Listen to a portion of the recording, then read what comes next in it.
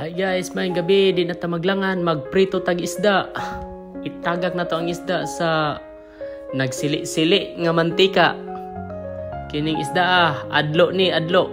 Paghuman ato ang haonon. Oh, mao pay pagtagak haon dayon.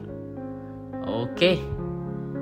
Paghumaghaon na sit aside na tong mantika o ni atong ilunod sa nagbukal nga tubig. Kana ilunod na to ato ang isda nga adlo nga pinirito, butangan og sibuyas dahon, butangag corn, kahuman ilunod tong gabi.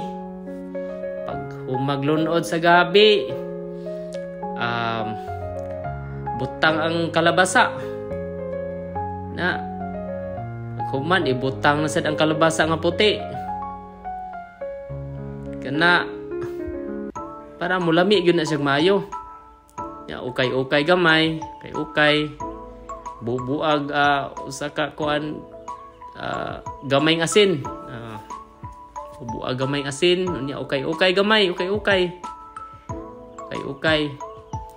Ablihon ibutang ang hiniwa nga talong. Na ukay-ukay na sad gamay. Ginagmay lang ukay-ukay gud.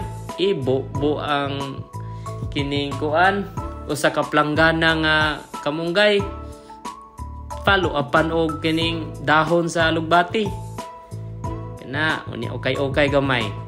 Ini bukal naman murag lami na kay ni siya, guba sang diet na to ani nya habaon na ni nato sa tuang kaldirin. Nalami na kay kaunon ang corn niitos na nigmayo ning ato ang utan paghuman na mangaon ang pamilya. Plaster dayon sa lamisa. Asus kapaspas mangaon hasta pa si Scott ni apilog kaon. Katimaho si Scott pero timang lami aning utana.